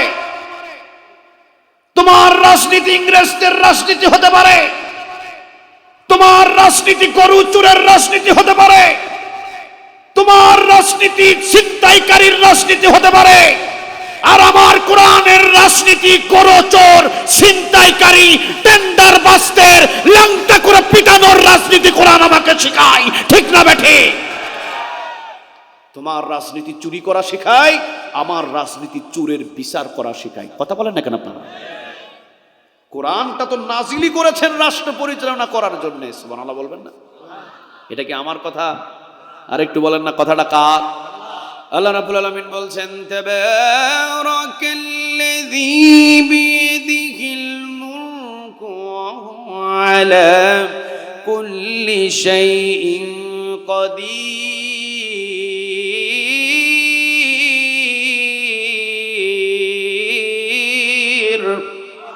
আল্লাহ বলছেন বরকতময় আল্লাহ যার হাতে রাজত্ব। বলেন তো রাজত্বটা কার? আর একটু জোরে বলেন রাজত্বটা কার? আল্লাহ বললেন রাজত্ব যেহেতু আমার রাজত্বের ভিতরে ইংরেজদের আইন তো চলতে পারে না, আইনটাও চলতে হবে কার? একটু জুড়ে বলেন না কার? আমার বাড়িতে আমার বউ যদি আমার কথা না শোনে, আমার চাচাতো ভাইয়ের কথা অনুযায়ী যদি উঠা বসা করে, ওই বউ কেউ রাখবে? আপনারা রাখবেন মনে হয় না। যারা উত্তর দেন নাই তাদের রুচিতে ঠাটা বসছে। বউ করছেন আপনি, আপনার বউ মামাতো ভাইয়ের কথা অনুযায়ী মার্কেটে যায়, মামাতো ভাইয়ের সাথে পার্কে ঘুরে, মামাতো ভাই যে শাড়ি পরতে বলে সেই শাড়ি পরে, ওই বউ কি নোয়াখালীবাসী আপনারা কেউ রাখবেন? আল্লাহ বলতেছেন জমিন আমার, এই জমিনের ভিতরে আমি আল্লাহর কোরআনের আইন প্রতিষ্ঠিত করতে হবে। কোন বাবার আইন চলবে না, কোন ইংরেজদের আইন চলবে না, কোন হিন্দুস্তানের আইন চলবে না। জমিন যার, আইন চলবে তার। ঠিক না বেঠে? এটা আমার কথা নয়। এই কথাটা কার? কথা বলেন, কথাটা কার? আল্লাহ বলছেন ইনিল হুকমু ইল্লা লিল্লাহ, সৃষ্টি যার, আইন চলবে তার। চিৎকার দিয়ে বলেন আল্লাহু আকবার। রাসূল এই কোরআনের আইন বাস্তবায়ন করতে গিয়ে 27 বার মৃত্যুর হুমকি খেয়েছেন। ঠিক না বেঠিক? লাস্ট রাসূলকে তো মেরেই ফেলবে। জিবরিল এসে বলছেন রাসূল আপনি এখনই বের হয়ে যান। সুবহানাল্লাহ বলেন। রাসূল কোরআনের রাষ্ট্র পরিচালনা কায়েম করতে গিয়ে হামলা খেলেন, মামলা খেলেন, জেলে গেলেন, সব জায়গায় নির্যাতন হলেন। আজকে আপনি কোন মুখে বলেন যে কোরআনের রাষ্ট্র আমরা চাই না? আপনি কোন রাজনীতি চান? আল্লাহ যেন আমাদেরকে হেদায়েত দান করে, বলেন আমিন। আর একটু জোরে বলেন আমিন। এই কোরআনের রাষ্ট্র কায়েম করতে গিয়ে রাসূলের নিজের চাচা আমির হামজার কলিজা পর্যন্ত রাখা হয় নাই। ঠিক না বেঠিক? আহারে, আল্লাহ যারা কোরআনের রাজ কায়েমের জন্য জীবন দিয়েছেন তাদেরকে শহীদ হিসেবে কবুল করো। আর একটু জোরে বলেন আমিন। বিল আদাল, ইনসাফ ওয়ালা নেতা প্রতিষ্ঠিত করো। এটা আমার কথা নয়, বলেন কথাটা কার? আবু বকর ইন্তেকাল করলেন। আবু বকরের পরে ইনসাফ ওয়ালা নেতা জনগণ কাকে প্রতিষ্ঠিত করলেন? সবাই বলেন না কাকে? এবার বলেন তো, ওমরের ভিতরে ইনসাফ ছিল বেশি না কম? আর একটু জোরে বলেন, বেশি না কম? জেরুজালেম থেকে একটা চিঠি এসেছে ওমরের কাছে, ওমর আপনি যদি জেরুজালেমে আসেন তো জেরুজালেমে কোনো যুদ্ধ হবে না, যুদ্ধবিহীন। আপনার হাতের ভিতরে আমরা জেরুজালেমের চাবি এবং দলিল সব দিয়ে দিব। সুবহানাল্লাহ বলেন। কারণ ওমরের সাথে যুদ্ধে কখনো পেরে ওঠা সম্ভব নয়। ওমর বললেন জেরুজালেমে খবর দাও, আমি জেরুজালেমে আসতেছি। ওমর রওনা দিলেন। অনেকে বললেন কত হাজার সৈন্যবাহিনী পাঠাবো। ওমর বললেন একাই রওনা দেব। সবাই বললেন একা না, অন্তত একজন চাকর নেন সাথে। কয়জন? একজন চাকর নিয়ে ওমর রওনা দিলেন। প্রতিনিয়ত ওমর, এই কে রে? প্রতিনিয়ত ওমর রাদিয়াল্লাহু তাআলা আনহু উঠের পিঠে বসলেন। সারা দিন উত্তপ্ত বালুর উপরে রশি টানলেন। চাকর পায়ের ভিতরে ফোঁসা পড়ে গেলেন, তাবু গাললেন। সন্ধ্যাবেলা বিশ্রাম করলেন। প্রায় 1 মাসের পথ বিশ্রাম করলেন। সকালবেলা দারোয়ান চাকর উনি উঠলেন, উঠের রশি ধরে উঠ টানবেন। দাঁড়িয়ে আছেন ওমর রাদিয়াল্লাহু তাআলা আনহু। বোঝাগুলো উঠের পিঠে রেখে উঠের রশি ধরে বলছেন যাও উঠের পিঠে আজকে তুমি উঠবা, আর আমি ওমর সারা রাত সারাদিন রশি ধরে টানবো। সুবহানাল্লাহ বলেন। কারে বলে বিল আদাল, কারে বলে ইনসাফ বলা নেতা। 12.5 লক্ষ বর্গ মাইলের প্রেসিডেন্ট, বাংলাদেশের মতো 33টা দেশের মালিক। সুবহানাল্লাহ বলেন। 21 জায়গায় কোরআনের ওমরের ডিসিশনে আয়াত নাজিল করেছেন। তিনি কে? ওমরকে বলা হতো মেজাজে ওহী। ওমর আবার ক্রেডিট নিয়ে বলতেন তোমরা তো সবাই নিজ ইচ্ছাই কালেমা পড়েছো, আর আমি আমিরুল মুমিনিন ওমরকে আমার রাসূল আল্লাহর কাছ থেকে চেয়ে নিয়েছি। সুবহানাল্লাহ বলবেন না? রাসূল আল্লাহর কাছ থেকে ওমরকে চেয়ে নিয়েছেন। চিৎকার দিয়ে বলেন আল্লাহু আকবার।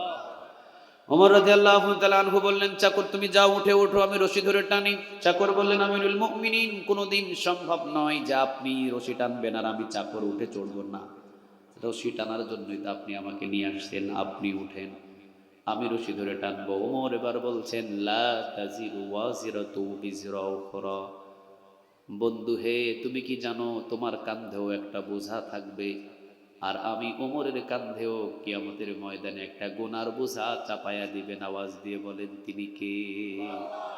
ওই দিনের বোঝা তুমি যদি তোমার কাঁধে আমার বোঝা নিতে চাও, তাহলে আজকে আমি তোমাকে রশি টানতে দিতে পারি। এই বোঝা কি কেউ টানতে পারবে? কারো বোঝা কি কেউ নিতে পারবে? চাকর মাথা নিচু করলেন। ওমর বললেন, যাও উপরে ওঠো। চাকর বললেন, না আমি যেতে পারবো না। ওমর বললেন, বাবা শোনো, আমার কিন্তু একটা অভ্যাস আছে, নবী নিজেও বলেছেন, আরহামু উম্মতি বি উম্মতি আবু বকর। নরম মানের সাহাবী হলেন আমার আবু বকর। ওয়া আশাদ্দুহুম ফি আমরিল্লাহি ওমর। আর আমার গরম মানের সাহাবী উনি হলেন ওমর। নরম আবু বকর, গরম হলেন ওমর।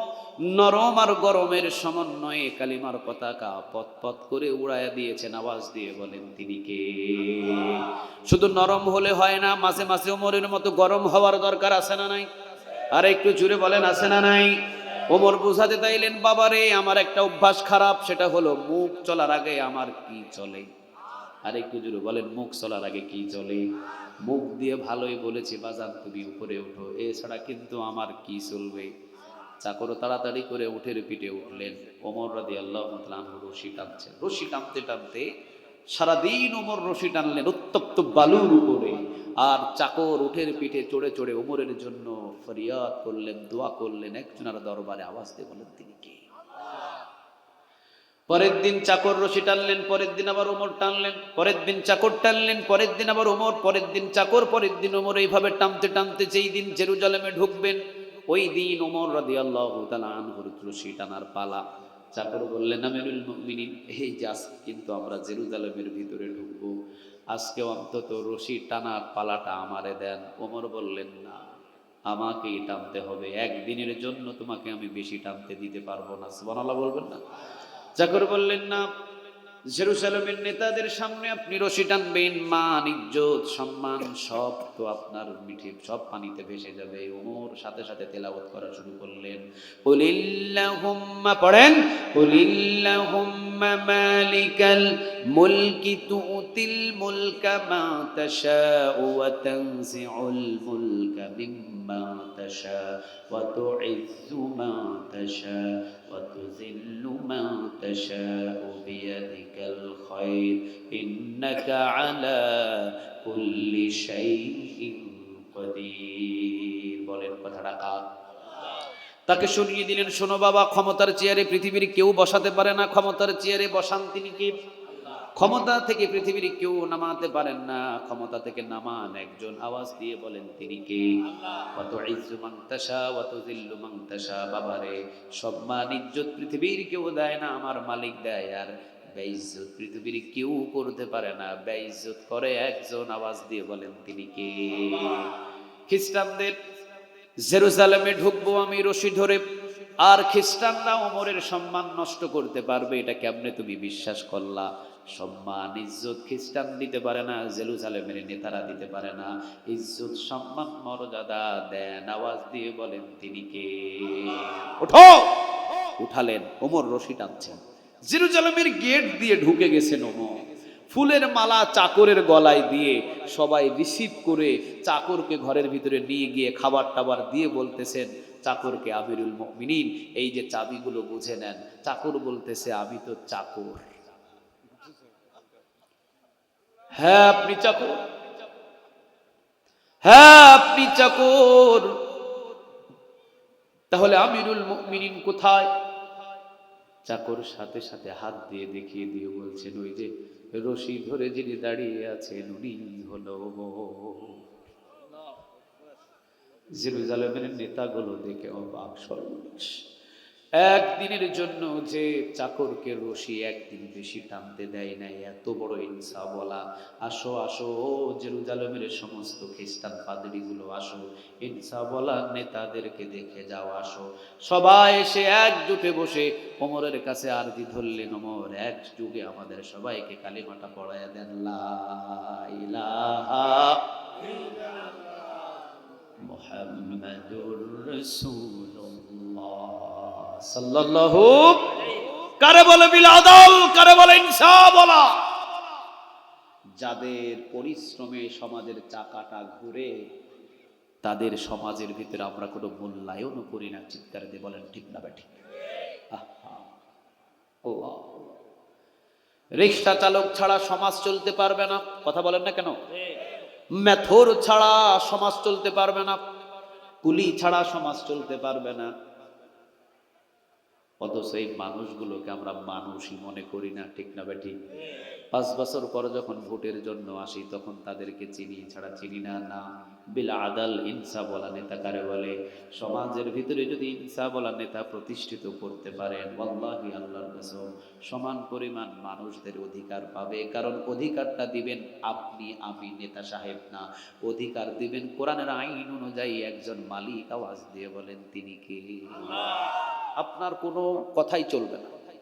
সে যত বড় নেতা হোক, কোনো দিনই সে ডিসিশন নিতে পারবে না। কারণ নেতা সাহেবের ডিসিশনে জমিন চলবে না, একজনের আইনে জমিন চলবে। বলেন আইনটা কার? নেতা সাহেব শুধু দায়িত্ব পালন করবে চাকর হিসাবে, ঠিক না বেঠিক? ওই যে ওমর রাদিয়াল্লাহু তাআলা আনহু রাতের বেলা একটা অভ্যাস ছিল, চামড়ার একটা চাবুক নিয়ে রাতে রাতে হাঁটতেন আর এলাকার ভিতরে ঘুরে দেখতেন পরিস্থিতিটা কেমন। দূর এলাকায় টিম টিম টিম টিম করে একটা বাতি জ্বলছে। ওমর বলতেছেন সর্বনাশ, ওখানে আবার কোনো গোপন কোনো সেনাবাহিনী কোনো তাবু গাড়লো নাকি। দেখতে গেছে, দেখতে গিয়ে কাছাকাছি গিয়ে দেখতেছে ভিতর থেকে কান্নার আওয়াজ ভেসে আসছে। মা বলছেন অথবা দাদি বলছেন, দাঁড়াও বাবা, খাবার রান্না হচ্ছে, খাওয়াবো। ওমর রাদিয়াল্লাহু তাআলা আনহু কাছে গিয়ে করুণ সুর দিয়ে ডাক দিয়ে বলছেন, মা ভিতরে কি আসা যায়? ভিতর থেকে বলছেন, বাবা ঘরের ভিতরে কোনো খাবার নাই, কোনো আসার দরকার নাই। বাহির থেকে বলছেন, ওমর মা খাবারের জন্য আসি নাই, একটু দেখার জন্য আসছি। ভিতরে ঢুকে দেখছেন রান্না হচ্ছে। বলতেছেন, মা কেন আপনি খাবারগুলো দিচ্ছেন না ছোট ছোট বাচ্চাদের? কেন কষ্ট দিতেছেন? মা বলতেছে, বাজান রে, এই 3টা দিন পর্যন্ত এই পাতিলের ভিতরে শুধুমাত্র পাথর আর পানি, কোনো খাবার নাই। শুধু রান্না হচ্ছে বলে বলে বাচ্চাদেরকে এতক্ষণ পর্যন্ত ধরিয়ে রাখছি। দেখো বাচ্চাগুলোর চেহারা কালো হয়ে গেছে। এসেছিলাম দূর এলাকা থেকে, ওমরের এলাকায়, শুনেছিলাম ওমরের এলাকায় খাবারের জন্য কোনো মানুষ কোনোদিন কোনো কষ্ট করা লাগে না। কিন্তু 3টা দিন পর্যন্ত এই ওমরের এলাকায় এসেছি, 3 দিন পর্যন্ত আমি মা এক ফোঁটা পানিও খেতে পারি নাই, বাচ্চাদের মুখে কোনো দানা পানি দিতে পারি নাই। ওমরের হাঁটুগুলো কাঁপা শুরু হয়েছে। ওমর বলছেন, মা কেন ওমরের দরবারে কি আপনারা যেতে পারেন নাই? মা বলছে, বাসান অনেক চেষ্টা করেছি কিন্তু ভিড়ের জ্বালাই যেতে পারি নাই।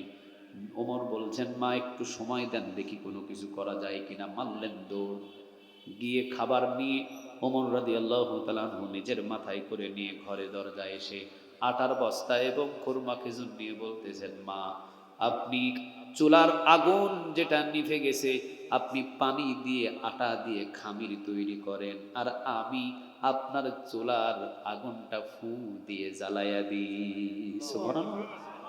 অথচ 12.5 লক্ষ বর্গ মাইলের প্রেসিডেন্ট, কথা বলেন না কেন? ফু দিয়ে আমি জ্বালিয়ে দিই। রুটি খামির বানানো হলো, ফু দিয়ে ওমর বাতি জ্বালালেন, চুলা জ্বালালেন, নিজে সেকলেন। 2-3টা রুটি যখন পড়ে গেল নিচে, তৈরি হলো।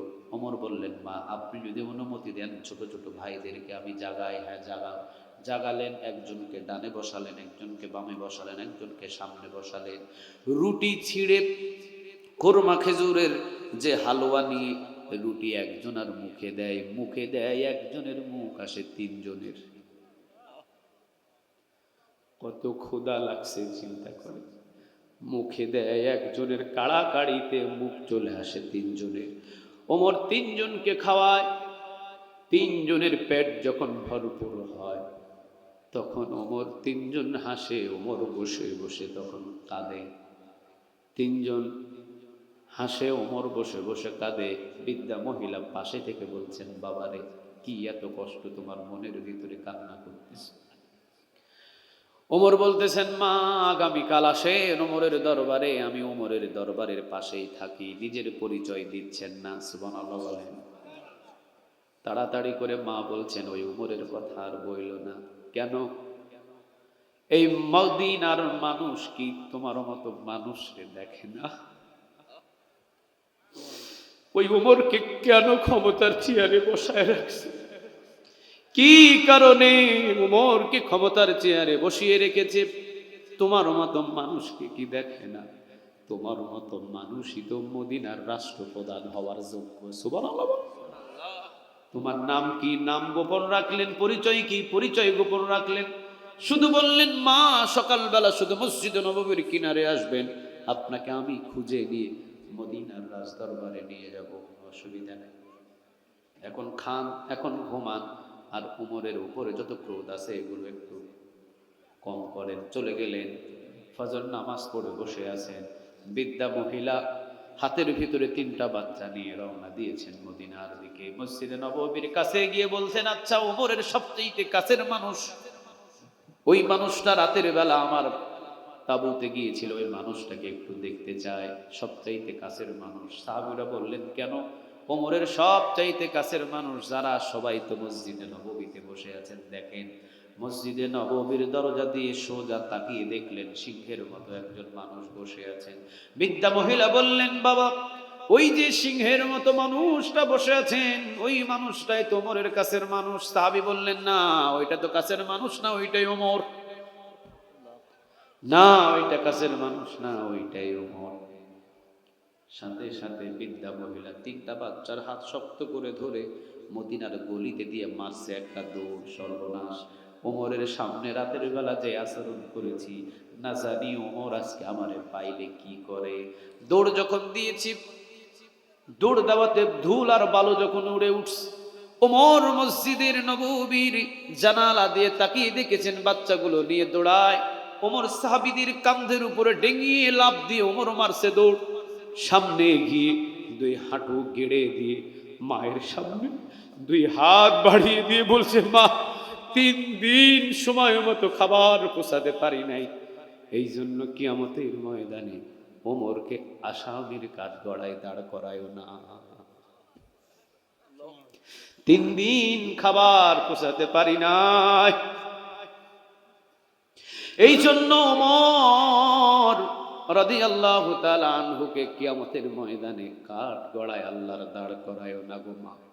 এই যে হাঁটু গেড়ে মাথা নত করে দিয়েছি, আর ওমরের চাবুক আপনার হাতের উপরে উঠিয়ে দিয়েছি, যতগুলো বাড়ি দেওয়ার দরকার ওমরের মাথার উপরে মারেন, পিঠের উপরে মারেন, কোনো অসুবিধা নাই।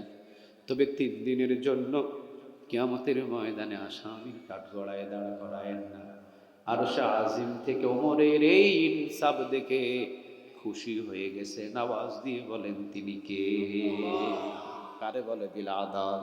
সুবহানাল্লাহ বলবেন না? এমন নেতা যদি সমাজের ভিতরে তৈরি করতে পারেন, আল্লাহর কসম জমিনটা জান্নাতের বাগান হয়ে যাবে। ঠিক না বেঠিক? আল্লাহ এই জন্য বলেন, ইন্না মানে নিশ্চয় আল্লাহ, মানে আল্লাহ, ইয়ামুরু মানে আল্লাহ আদেশ দিচ্ছেন, বিল আদাল ইনসাফ ওয়ালা নিজেও হয়ে যাও, ওয়াল ইহসান ইহসান ওয়ালা হয়ে যাও। ইহসান মানে ভালো ব্যবহার। ভালো ব্যবহার মানে কেমন ব্যবহার? আজকে যদি আমাদের মাহফিলের সভাপতির কাছে বলি, সভাপতি সাহেব মসজিদের একটা দরজা লাগবে, দরজাটা দিয়ে দেন, উনি বলবে না না একটা হলে হবে না, 2টা দিলাম। সুবহানাল্লাহ বলেন। চাইলাম একটা, দিয়ে দিল 2টা, এটার নাম হলো ইহসান। তবে মা এবং বাবার পিছনে ইহসান করার কথা আদেশ দিয়েছেন। আওয়াজ দিয়ে বলেন তিনি কে? ওয়াকাদা রাব্বুকা আল্লা তা'বুদু ইল্লা ইয়াহু ওয়া বিল ওয়ালিদাইনি ইহসানা। বলেন কথাটা কার? আল্লাহর ইবাদতের পরে পিতামাতার প্রতি ইহসান করো। হুকুমটা আমার নয়, হুকুমটা কার? ইহসান মানে চাইবে একটা, দিবে 2টা, এটার নাম হলো ইহসান, এটার নাম হলো ভালো ব্যবহার। মসজিদের একটা মাইক চাইবে, দিবে একটা না 2টা, এটা হলো ভালো ব্যবহার। আল্লাহ বলছেন ইহসানওয়ালা হয়ে যাও। মা বাবার প্রতি আল্লাহ আদেশ দিয়েছেন ইহসানওয়ালা হয়ে যাও। আপনার মা যদি আপনাকে দেখে, টাঙ্গাইলে গিয়েছেন আপনি, টাঙ্গাইলে সফরে গিয়েছেন, আপনার মা এসে বলছেন, আব্বা জান টাঙ্গাইলের শাড়ি অনেক সুন্দর, বাজান টাঙ্গাইলের একটা শাড়ি আমি তোর মায়ের জন্য নিয়ে আসিস। আপনি বলতেছেন, মা অসুবিধা নাই, আমি আসার সময় তোমার জন্য শাড়ি নিয়ে আসবো। সন্তান চলে গেছে টাঙ্গাইলে, কাজ শেষ করে আসার সময় দোকানে ঢুকে বলতেছেন, শাড়ি দেখান। শাড়ি দেখিয়েছে, দোকানের সবচাইতে ভালো শাড়ি দেখান, ভালো শাড়িটা দেখিয়েছে। সন্তান বলতেছে, এখান থেকে 2টা শাড়ি প্যাকেট করেন। 2টা শাড়ি প্যাকেট করেছে। চলে আসতে বাড়িতে সন্ধ্যাবেলা মায়ের হাতে দিয়ে বলছে, মা ধরো তোমার শাড়ি। মা খুশি হয়ে, নামাজের ওয়াক্ত হয়ে গেছে, সুকেসের উপরে শাড়িটা রেখে মা নামাজে দাঁড়িয়েছে, এশার নামাজ। নামাজ শেষ করে মা চিন্তা করছে আমার বাজান সন্তানটা কেমন শাড়ি আনছে, একটু দেখা লাগে। তাড়াতাড়ি সন্তানের শাড়িটা সুকেসের উপর থেকে নামায়া শাড়ির প্যাকেট খুলে দেখে শাড়ি কয়টা? কথা বলে না, শাড়ি কয়টা? দুইটা শাড়ি দেখে মা বেকুব হয়ে গেছে। না জানি আরেকটা কার জন্য শাড়ি নিয়ে আসতে, হয়তো তার খালা অথবা তার শাশুড়ি হতে পারে। তাড়াতাড়ি সন্তানের দরজায় গিয়ে ডাকিয়া কইতেছে, কিরে বাপ, শাড়িটা আনতে বলছিলাম একটা, আমার কোনটা আর আরেকজন কার জন্য আনছস ওইটা কোনটা, ধরতি ওইটা রাখ। সন্তান বলতেছে, কি বলো মা তুমি, দুইটাই তোমার। কি বলো মা তুমি, মা দুইটাই শাড়ি তোমার। মা বলতেছে, বাজান রে, আমি তো তোরে একটা আনতে বলছিলাম। মা বলতেছে, বাজান একটা আনার কথা আমি তোরে বলছিলাম। সন্তান বলতেছে, ও মা, তুমি যদিও একটা চাইছো, কিন্তু আমাকে দুইটা আনার আদেশ 1400 বছর আগে দিয়েছেন। আওয়াজ দিয়ে বলেন তিনি কে?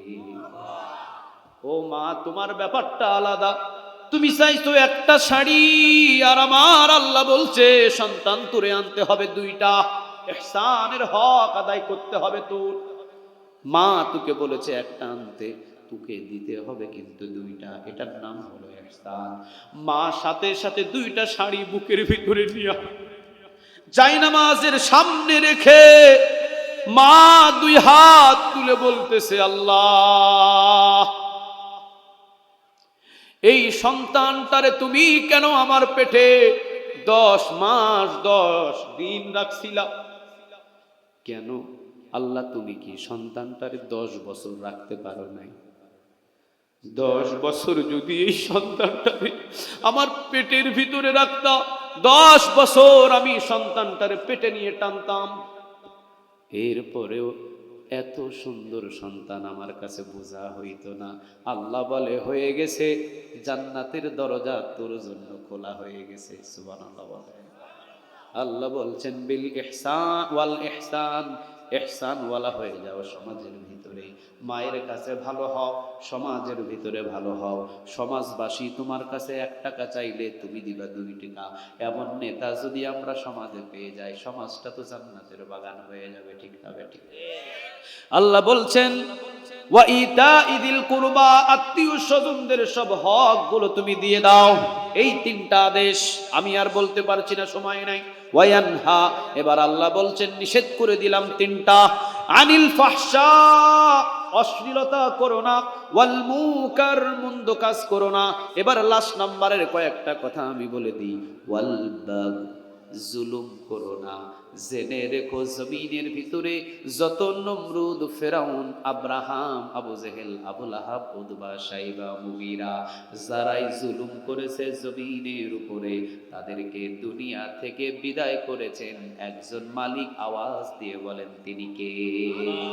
ওয়াসায়ালামুল লাযীনা যালামু আইয়ামু কলবি ইয়ানকলিবুন। নবী হে, জমিনের ভিতরে যত বড় জালিম জন্ম নিক, অসুবিধা নাই, পৃথিবীর কাউকে লাগবে না তাকে দূর করার জন্য, আমি আল্লাহ একাই যথেষ্ট। ঠিক না বেঠিক? 17 বছর পর্যন্ত জমিনের ভিতরে কতটা জালিয়াতি করেছেন। ভোট দিয়েছেন 5 বছর থাকার জন্য, থাইকা লাইছে 17 বছর। কথা বলেন না কেন? ভোট দিয়েছেন 5 বছর থাকার জন্য, থাইকা লাইছে জোর করে 17 বছর। ঠিক না বেঠিক? থাকছে তো থাকছে ভালোভাবে, থাক না না আইনা ঘর বানাইছে, আলেম ওলামাদের ধরে ধরে ফাঁসিতে ঝুলাইছে, সাধারণ মানুষের হক গুলো হরমোন করে টেনে নিছে। ঠিক না বেঠি? ধরছে, মারছে, কাটছে, মতের সাথে মত না মিললে ক্রস ফায়ার দিয়ে শেষ করে দিছে। কথা বলেন না কেন আপনারা? আল্লাহ বলছেন, জমিনের ভিতরে যত বড় জালিম জন্ম নিয়েছে, কোন জালিমদেরকে আমি ছাড়ি নাই। তবে যখন জালিম জন্ম নেয় জমিনের ভিতরে, তাদেরকে দুনিয়া থেকে শেষ করার জন্য একজনার হুকুম জারি হয়। বলেন হুকুমটা কার? 5 আগস্টে বাংলার জনগণ চেয়েছিল পদত্যাগ। আল্লাহ বললেন, না রে বোকা, পদত্যাগ দিয়ে হবে না, এটারে করতে হবে দেশ ত্যাগ। কথা বলেন না কেন? দেশে আগুন জ্বালাইয়া, দেশে আগুন লাগাইয়া, জনতারে জ্বালায়া, পালাইয়া সাইডা গেলে ঢাকা। গণভবনটা এখন ফাঁকা বুবুরে, গণভবনটা এখন ফাঁকা। ঠিক না বে ঠিক? তুমি অধিকারের কথা বললে, বলেছিলে রাজাকার, দেশবাসী বুঝে গেল তুমি বড় স্বৈরাচার। তুমি অধিকারের কথা বললে, বলেছিলে রাজাকার, দেশবাসী বুঝে গেল তুমি বড় স্বৈরাচার। তোমার নেই তো শরম লাজ, তুমি বড়ই নাটকবাজ, তোমার নেই তো শরম লাজ, তুমি বড়ই নাটকবাজ। কাউয়া ডাকে না আর কাকা, গণভবনটা এখন ফাঁকা বুবুরে, গণভবনটা এখন ফাঁকা। ঠিক না বে ঠিক? ওরে খেলা হবে, খেলা হবে, শামীম তো আর বলে না, সংসদে মমতাজের বুকটা এখন ফাটে না। ওরে খেলা হবে, খেলা হবে, শামীম তো আর বলে না, সংসদে মমতাজের বুকটা এখন ফাটে না। পলকের ঝলক তো আর নাই, পলকের ঝলক তো আর নাই, বুবুর টাকলা মোরাদ নাই, পলকের ঝলক তো আর নাই, বুবুর টাকলা মোরাদ নাই, দিল্লিতে মামু বাড়ি একা। গণভবনটা এখন ফাঁকা বুবুরে, গণভবনটা এখন ফাঁকা। ঠিক না বা ঠিক? তুমি মিথ্যা মামলায় ফাঁসি দিলাম সোনার মানুষ গুলারে, কত বড় ডাইনি সেজে নাই দয়া মায়ায় অন্তরে। তুমি মিথ্যা মামলায় ফাঁসি দিলা সোনার মানুষ গুলারে, কত বড় ডাইনি সেজে নাই দয়া মায়ায় অন্তরে। সে আদালত আছে, ফাঁসির দড়িও আছে, সে আদালত আছে, ফাঁসির দড়িও আছে, কবে পাবো বুবু তোমার দেখা, অপেক্ষা করছি আমরা ঢাকা। ঠিক না বা ঠিক? 50 বছর পরেও যদি তার বাবার বিচার হয়, হক্কানি আলেমদেরকে যারা হত্যা করেছে, কোনদিন সুযোগ আসলে তাদের বিচার বাংলার জমিনে হবে।